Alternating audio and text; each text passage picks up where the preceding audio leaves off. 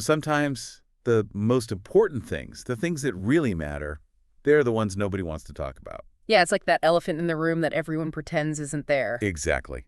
And that's exactly what we're diving into today. Yeah. The U.S. national debt. Oh boy, that's a big one. It really is. And you might be thinking, okay, so the U.S. has a lot of debt, but how does that affect me? Right, especially if you don't live there. Well, the thing is, we're talking about a $34 trillion elephant in the room here, according to an article from the Italian financial site, Metalli Rari. 34 trillion. Wow. Yeah, that's something the whole world's going to feel, one way or another. And what's even more alarming, it's not just staying at 34 trillion. Uh-oh. How much higher are we talking? The projections are pretty wild. The Congressional Budget Office estimates it could hit $142 trillion by 2054. 142 trillion by 2054. Yeah. That's just mind-boggling. I mean, imagine the impact that could have. It's almost impossible to wrap your head around a number that big. What's causing this insane growth? Well, the CBO, they've done a lot of analysis on this, and it boils down to the U.S. government consistently spending more than it brings in through taxes. So it's kind of like living on a credit card forever. Basically, yeah, except the credit card is the global economy. And, of course, the interest on all that debt just keeps adding to the problem. So it's like a global economic tightrope walk we're all on. You got it. And it puts policymakers in a real tough spot, you know? Yeah, I can imagine. Cutting social programs to try and balance the budget, well, that's super unpopular. But if they just keep increasing the deficit, well, that could trigger crazy inflation. Everything you buy could get way more expensive. And then there's this fact from the article that really got me thinking. It said every dollar added to the deficit actually reduces private investment by 33 cents. That's an interesting point. It is, isn't it? What's the connection there? Okay, so think of it like this.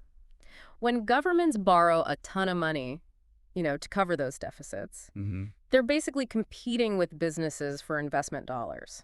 Ah, I see. So that drives up interest rates, making it more expensive for businesses to invest and grow. Which ultimately leads to fewer jobs and lower wages. Exactly. And that ripple effect, well, it can be felt all over the world. It's like this chain reaction nobody's really acknowledging, and the potential consequences are, well, kind of terrifying. Absolutely.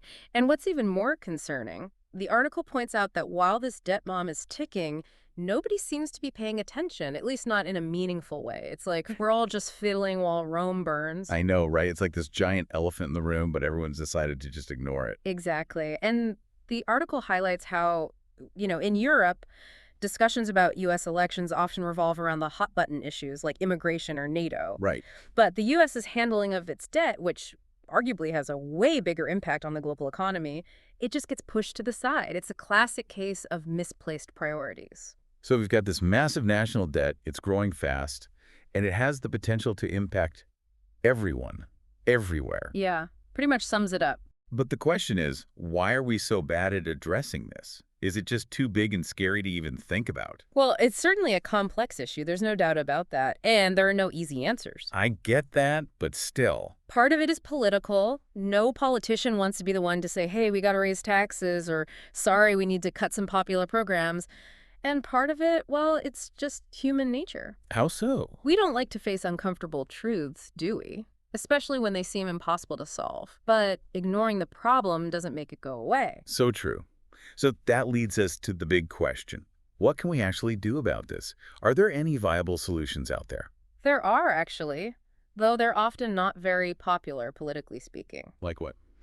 Well, we need to start talking about things like, adjusting fiscal policy, maybe even some tax reforms or debt restructuring. These are complicated solutions, lots of moving parts, and they require a lot of political will to get done.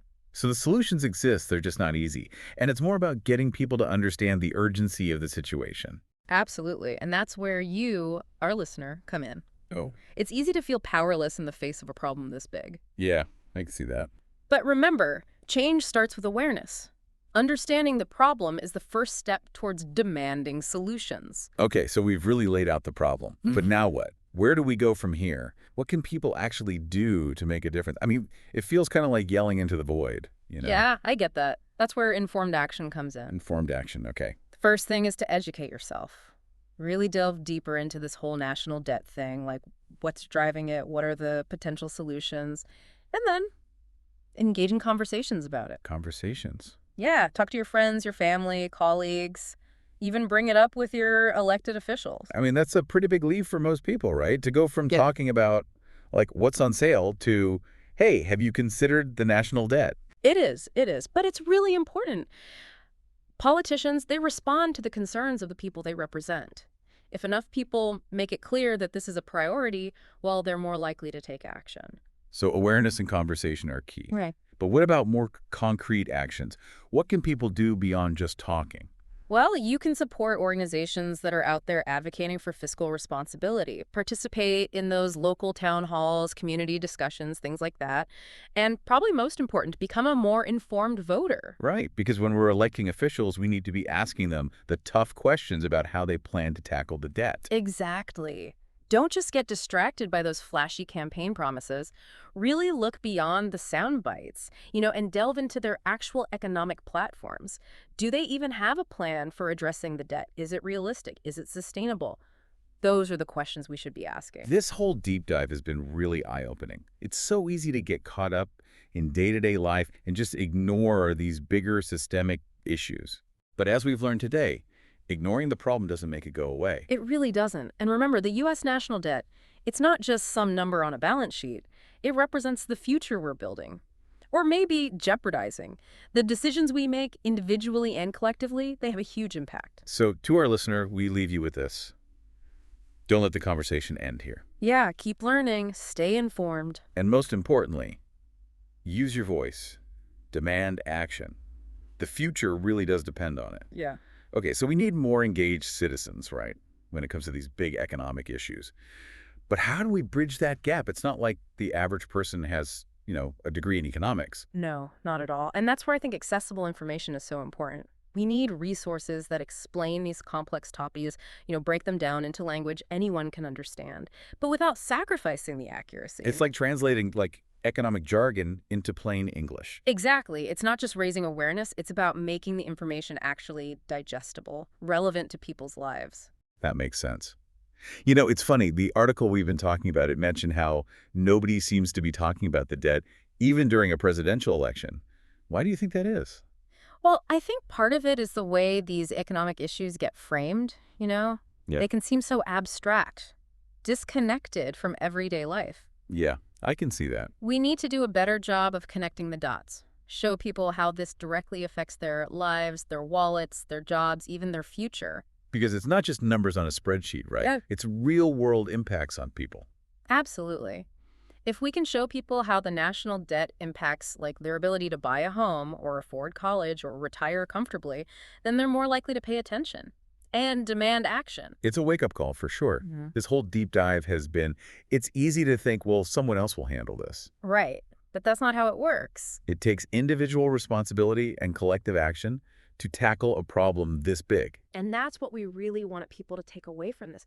Don't underestimate your own voice, your own power. Stay informed. Get involved in these conversations and hold your leaders accountable because the future of our economies really does depend on it.